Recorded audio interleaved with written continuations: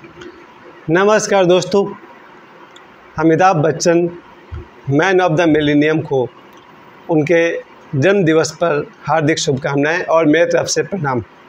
बच्चन साहब का जन्म 1942 में हुआ है। इस हिसाब से कल उनका जन्म 81 ईयर्स यानी 81 साल कंप्लीट हो जाएगा। बच्चन साहब 81 वर्ष की उम्र में कम से कम 100 करोड़ लोगों के दिलों पर छाए हुए हैं और सबसे ज़्यादा तो मेरे जीवन का 50 साल में से 40 साल उनसे आच्छादित है, उनसे प्रभावित है।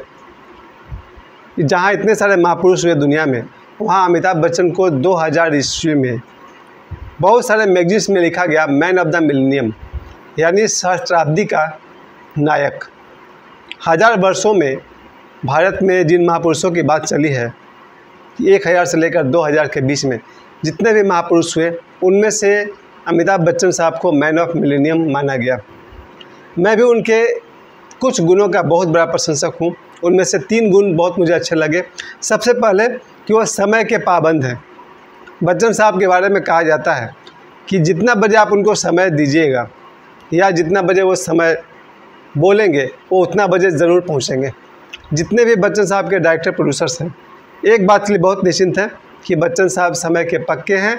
कहावत तो ये बन गई थी कि बच्चन साहब को देख कर लोग अपने घड़ी का समय ठीक करते थे। चलिए, ये बात बहुत फेमस है कि दुनिया में कम से कम भारत में 3 आदमी ऐसे हुए जो समय के पाबंद थे। महात्मा गांधी, ओशो रजनीश और अमिताभ बच्चन। ये 3 लोग समय के पक्के हैं और ये बहुत बड़ा गुण है। मैं इस गुण का आगे भी नकल करता रहूँगा। जहाँ तक हो सके आदमी को अपने समय पर पहुँचना चाहिए और यही उनके कामयाबी का सबसे बड़ा राज है। आज मेरे हिसाब से दुनिया में 700 करोड़ लोग हैं, लेकिन 100 करोड़ लोगों के दिलों पर कोई राज करता रहा है, वो हैं अपने बच्चन साहब। अमिताभ बच्चन साहब को उनके जन्मदिन पर 81वां जन्मदिन पर 81st बर्थडे पर मेरी तरफ से बहुत बहुत प्रणाम। और मैं उनकी जो दूसरी बात मैं कहना चाहूँगा कि बहुत ही ज़िद्दी इंसान है, हार मानने वाले इंसान वो नहीं है। हम सभी जानते हैं कि लगभग 26 वर्ष की उम्र में या 27 वर्ष की उम्र में उन्होंने फिल्मी दुनिया में कदम रखा। उससे पहले उन्होंने प्राइवेट नौकरी की, जिसके कारण वो बताते थे केबीसी में कि उनका झरिया भी आना जाना हुआ है, यानी झरिया धनबाद वो पहले आ चुके हैं जब वो नौकरी करते थे उस समय। जब 1969 में बच्चन साहब ने फिल्म इंडस्ट्री में कदम रखा, उस समय चूँकि उनकी जान पहचान बहुत अच्छे संबंध थे नेहरू परिवार से, इंदिरा गांधी जी से और संजय गांधी साहब से, राजीव गांधी साहब से, सब बड़े बड़े लोगों से उनके घरेलू संबंध रहे हैं। इसलिए बच्चन साहब को भी फिल्म इंडस्ट्री में इतना आसानी से प्रवेश नहीं मिला। खैर, उन्हें एंट्री देने के लिए सुनील दत्त साहब ने रेशमा और शेरा में काम दिया। एंट्री के नाम पर मनोज कुमार साहब ने रोटी कपड़ा और मकान में काम दिया। इसके अलावा और भी बहुत सारे लोग हैं। उसमें से एक मज़ेदार किस्सा ये है कि ख्वाजा अहमद अब्बास साहब जब स्क्रीन टेस्ट ले रहे थे 7 हिंदुस्तानी का, तो टीनू आनंद को जो रोल दिया गया था, उन्होंने वो अपना रोल अमिताभ बच्चन साहब को दे दिया था, क्योंकि टीनू आनंद को कॉल आ गया था सजीत रे साहब के पास से डायरेक्शन के लिए, और टीनू आनंद साहब को डायरेक्टर बनने का उन दिनों बहुत शौक़ था। खैर, वो रोल बच्चन साहब को मिली। जब वो स्क्रीन टेस्ट दे रहे थे तो ख्वाजा अहमद अब्बास ने पूछा आपका नाम, तो उन्होंने कहा अमिताभ। उन्होंने पूछा पूरा नाम, तो अमिताभ बच्चन ने कहा अमिताभ बच्चन। तो ख्वाजा अहमद अब्बास ने पूछा क्या तुम डॉक्टर साहब के बेटे हो, यानी कि डॉक्टर हरिवंश साहब बच्चन के बेटे हो? उन्होंने कहा जी हाँ। तो ठीक है, अभी बाहर जाओ। और ख्वाजा अहमद अब्बास ने डॉक्टर हरिवंश साहब बच्चन साहब को फ़ोन लगाया और पूछा कि आपका लड़का यहाँ एक्टिंग के लिए आया हुआ है, कहीं वो घर से भाग के तो नहीं आया है?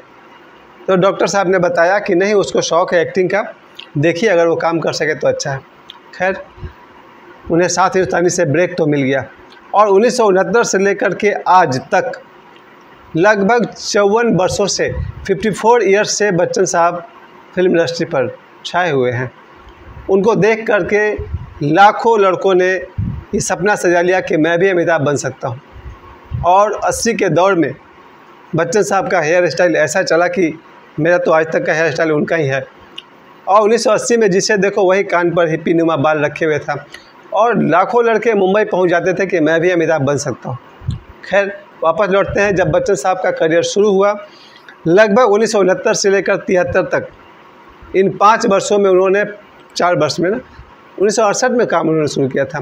5 वर्षों में उन्होंने लगभग 15 फ्लॉप फिल्मों में लगातार काम किया, यानी कि जिन फिल्मों में काम किया वो फ्लॉप होते चली गई। उसके बावजूद भी उन्हें काम मिलता रहा क्योंकि लोगों को विश्वास था कि इस लड़के में कुछ बात है। सलीम जावेद साहब भी कहते हैं कि अमिताभ को देखकर लगता था कि इस लड़के में कुछ बात है। फिल्म फ्लॉप हो जाती थी लेकिन लोगों का विश्वास कहीं ना कहीं कहता था कि अगर इसे सही ब्रेक मिले तो ये लड़का चमकेगा। खैर 1973 में उनकी जंजीर आई और वहाँ से वो सुपरस्टार बन गए, और जहाँ से सभी लोगों को एहसास हुआ कि एंग्री यंग मैन सिर्फ अमिताभ ही नहीं है, सब कोई है। उनके दर्शक भी अपने आप को अमिताभ बच्चन की तरह एंग्री यंग मैन समझने लगे, और मेरा परिचय उनसे समझिए एक तरह से हुआ है 28 अक्टूबर 1995, 28 अक्टूबर 1995 को मैं बच्चन साहब के बंगले के बाहर खड़ा था शाम को 7:10 में, संडे के दिन। और संडे के शाम को वो लोगों को दर्शन देने बाहर निकलते हैं, तो मैं उनके गेट के पास खड़ा था, कुछ 10 फीट की दूरी पर था, और मैंने बच्चन साहब को आमने सामने देखा। उसके बाद दूसरी बार उनके घर में एक शादी थी, उनकी बेटी की शादी थी। उस समय मैंने बच्चन साहब को देखा था उनके घर के पास। बाद में मेरा एक दोस्त है जो बच्चन साहब के मैं कौन हूँ मैं प्रोडक्शन डिपार्टमेंट से था, उसने मुझे बच्चन साहब के साथ काम करने का ऑफ़र दिया। मुझे फिल्म मिलने वाली थी मैं कौन हूँ, अमिताभ बच्चन और डिम्पल कपाड़िया। खैर वो फिल्म मैंने नहीं किया क्योंकि मेरे पास कॉन्फिडेंस नहीं था कि मैं बच्चन साहब का सामना कर सकूं। चलिए बात आई गई कि हो गई। फिर बच्चन साहब का जो स्टारडम चला, मैं दूसरी बात उनका कहूँगा कि वो आदमी कभी हारने वाला नहीं है। वो ठीक कहते हैं कि मैं जहाँ से खड़ा हो जाता हूँ लाइन वहीं से शुरू होती है। 1980 के आसपास में जब मैं कतरास आया, गाँव से कतरास आया, तो दीवारों पर मैंने पोस्टर देखा शक्ति, तो मुझे लगता था ये लड़का कौन है। दिलीप कुमार के साथ उनका फ़ोटो था, दिलीप साहब के साथ में, और मुझे लगता था कि इस लड़का में कुछ खास बात है। बाद में मैंने उनका पोस्टर्स देखा नसीब, तो मुझे लगता था कि वो आदमी मुझे अट्रैक्ट करते थे, लेकिन मुझे मालूम नहीं था कि फिल्म क्या होता है, मैंने फिल्म कभी देखा नहीं था। देश प्रेमी का पोस्टर देखा। खैर 1983 के आसपास में जब हम पाथरडीह में रहने आ गए, यहाँ से हम लोगों ने पहली फिल्म उनका जो देखा था बरसात की एक रात, और वहाँ से मुझे लगा कि इसमें कुछ बात है, और मैंने उनको देख करके ये प्रेरणा ले कि मैं भी अमिताभ बनूंगा। खैर कोशिश आज तक चल रही है। उसके बाद बच्चन साहब को देखिए, उन्होंने 1973 से लेकर के 83 तक 10 साल में तो लगभग 100 फिल्मों में उन्होंने काम कर लिया, और पूरे भारत में तो छाया ही, वो चाहे नॉर्थ इंडिया हो या साउथ इंडिया हो, विदेशों में भी लोग उनको पसंद करने लगे। 1983 के हादसे में जब उनको कुली फिल्म में चोट लगी, उस समय पूरे देश के लोगों ने या दुनिया से लोगों ने अपना बच्चन प्रेम दिखाया।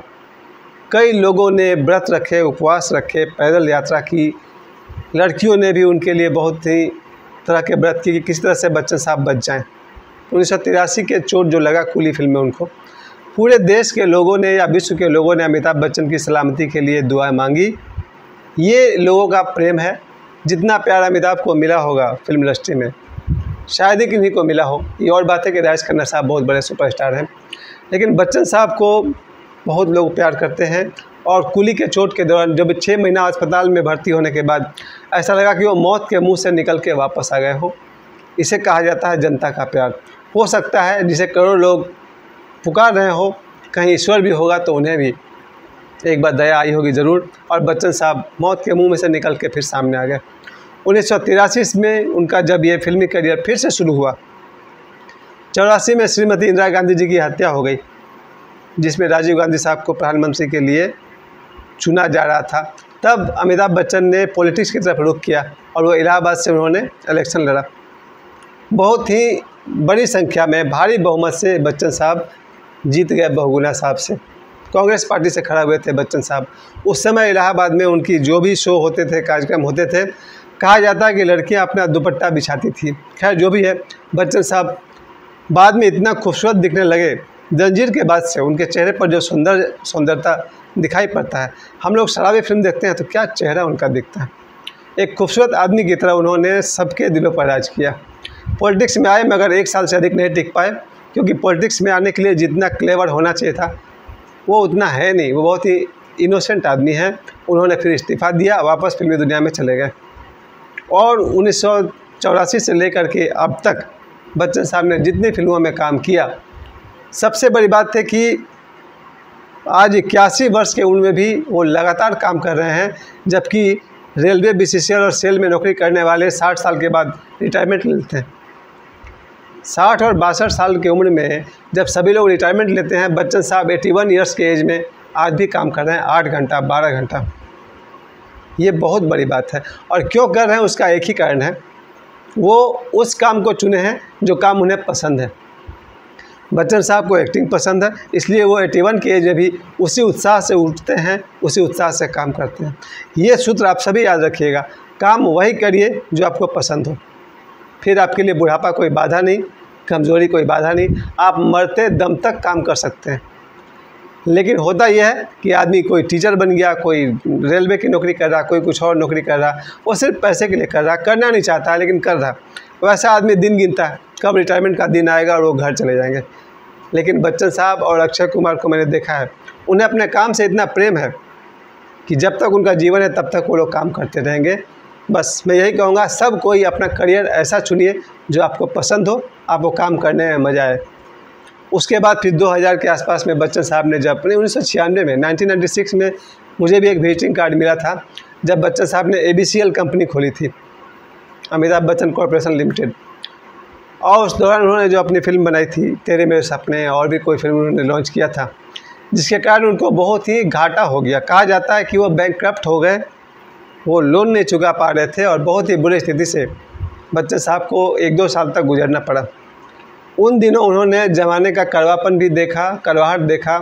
बच्चन साहब खुद कहते हैं कि लोगों ने उन्हें अपमानित किया है, कुछ लोग गालियाँ भी दिए हैं, लेकिन 2000 ईस्वी आते आते वो आदमी हारने वाले में से नहीं है। बच्चन साहब की दूसरी बड़ी क्वालिटी कि बच्चन साहब हारते नहीं हैं। उन्होंने दोबारा, उनको जब KBC मिला, कौन बनेगा करोड़पति, लोगों ने कहा बड़े पर्दे का बड़ा आदमी अब छोटे पर्दे में काम करेंगे, उन्होंने किया। और KBC आज वो लगभग लगातार वो 23 साल से कौन बनेगा करोड़पति कर रहे हैं, जिसने उन्हें आर्थिक स्थिति से भी उबारा, आर्थिक स्थिति से मजबूत किया KBC ने। और सबसे बड़ी बात कि करोड़ों घर में बच्चन साहब घुस गए कौन बनेगा करोड़पति के माध्यम से। 2 बातें एक साथ हो गई, पहली कि उन्होंने पैसा भी कमाया, कर्ज से निकले, एक्स्ट्रा पैसे कमाए, और हर घर में छोटा बच्चा हो या औरत हो या बूढ़ा हो, सब कोई कौन बनेगा करोड़पति देखा। और उन्होंने आज 23 साल तक लगातार पता नहीं कितना सीजन वो करते रहते हैं। KBC के माध्यम से लाखों करोड़ लोगों का मनोरंजन हुआ, उनका ज्ञान बढ़ा, और बच्चन साहब आज भी हम लोग के दिलों में रहते हैं, और जब तक उनका जीवन है वो हमेशा बने रहेंगे। अमिताभ बच्चन की और एक खासियत मैं बताना चाहूँगा, देखने में तो सुंदर वो है ही, लोगों के दिलों पर तो राज किए ही, और उसके अलावा और जितने भी उनके को स्टार हैं जो उनके साथ काम करते हैं, अंदर की बात भी यही है कि वो डिसिप्लिन के, अनुशासन के पक्के इंसान हैं। अगर कोई बच्चन साहब के बारे में कुछ नेगेटिव बातें करता हो तो मैं इससे पहले मैं एक बात बहुत पसंद करता हूँ, मेरी एक अपनी क्राइटेरिया है, एक मापने का तरीका है। ओशो ने जिनका नाम ले लिया, मेरे लिए वो आदमी पास। ओशो ने अपने एक प्रवचन में अमिताभ बच्चन का नाम लिया, वो मैंने वीडियो डाला है, 1-2 सप्ताह पहले मैंने डाला है, ओशो ऑन अमिताभ बच्चन। ओशो ने अमिताभ बच्चन का नाम अपने प्रवचन में लिया, और बच्चन साहब के पिताजी डॉक्टर हरिवंश राय बच्चन ओशो के साथ कार में पिछले सीट पर साथ बैठकर यात्रा करते थे। अमिताभ बच्चन का भी ओशो से बहुत करीबी संबंध है। ये और बात है कि अपने एक्टिंग के करियर में बच्चन साहब लगे हुए हैं, लेकिन मुझे कहीं ना कहीं ये डाउट है कि अमिताभ बच्चन अंदर ही अंदर मेडिटेशन करते हैं, क्योंकि बिना मेडिटेशन के, बिना योगा के कोई आदमी 81 ईयर्स तक इतना हैंडसम, फिट, और देखते हैं कभी उनका पेट नहीं निकला, कितना अच्छा उनका फिगर बना हुआ है, काम करना। मेरे हिसाब से अमिताभ बच्चन कहीं ना कहीं मेडिटेशन, योगा और जिम करते रहते हैं। खैर, उनके जन्मदिन पर मैं आप सभी से, चूँकि मैंने अपने 1300 वीडियोस में अनेक महापुरुषों को लेकर के उनके जन्मदिन पर वीडियो मैंने बनाया, चाहे महात्मा गांधी हो या और दूसरे महापुरुष हो, गुरुओं के, धार्मिक गुरुओं पर मैंने वीडियो बनाए, ओशो पर बनाए। आज जब अमिताभ बच्चन का जन्मदिन है, कल 11 अक्टूबर, आज तो 10 तारीख है, कल 11 अक्टूबर अमिताभ बच्चन का जन्मदिन है, मैं ज़रूर कहूँगा कि मेरे नज़र में भी वो आदमी महापुरुष तो है, महानायक भी है। अन्यथा कोई आदमी क्यों 100 करोड़ आदमी उनको प्रेम करेंगे, शायद 100 करोड़ से ज़्यादा।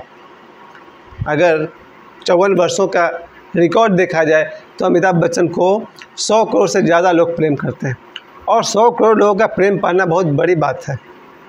जब मैं स्टेज शो करता था या नुक्कड़ शो करता था, हम लोग को नुक्कड़ में 50-100 आदमी देखते थे, खुशी होती थी। स्टेज शो हमने किया, 200-300 लोगों ने देखा है, खुशी हुई। अब तक 9 लाख लोग मुझे यूट्यूब पर देख चुके हैं, बहुत खुशी होती है। प्रतिदिन मुझे 10,000 से अधिक लोग देखते हैं। तो बच्चन साहब को प्रतिदिन 100 करोड़ आदमी देखते हैं, बड़ी बात है। किसी को इतना प्यार मिला, बच्चन साहब को इतना प्यार मिला। उनकी कॉमेडी फिल्म, चाहे आप नमक हराम ले लीजिए, चुपके चुपके से लेकर के इधर बुढ़ा होगा तेरा बाप, या अब तक उन्होंने हमारा मनोरंजन किया। 24 घंटे में 3 घंटा कोई आदमी आपका मनोरंजन कर रहा है, उनका हमारे जीवन में कहीं ना कहीं योगदान तो है। चलिए, उनके बारे में मैं एक बात और ज़रूर कहना चाहूँगा कि अमिताभ बच्चन ने करोड़ों लोगों के जीवन को उत्साहित किया, सबके अंदर के एंग्री यंग मैन को उभारा। अमिताभ बच्चन को देख करके लोगों को सजने संवरने का शौक़ होता है। उनकी तरह हेयर स्टाइल, उनकी तरह सूट बूट पहनना, ऊंचा कद उनका सबको प्रभावित करता रहा। उनका मेरे तरफ से और शायद सभी उनके प्रेमियों की तरफ से अमिताभ बच्चन साहब को उनके जन्मदिन पर हार्दिक शुभकामनाएं। मेरी प्रार्थना है, ईश्वर करे आप सेंचुरी पार करिए, 100 वर्ष से ऊपर आपका जीवन हो और आपका एक्टिंग हम लोग को देखने को मिले। और मुझे पर्सनली एक बात और कहनी है, आपके साथ काम करने का मुझे मौका मिले, आपके सामने बैठने का मौका मिले, ऐसी मेरी ईश्वर से प्रार्थना है। आपके जन्मदिन पर एक बार फिर से आपके जन्मदिन की बहुत बहुत हार्दिक शुभकामनाएं। आपके चरण स्पर्श, आपको प्रणाम, धन्यवाद।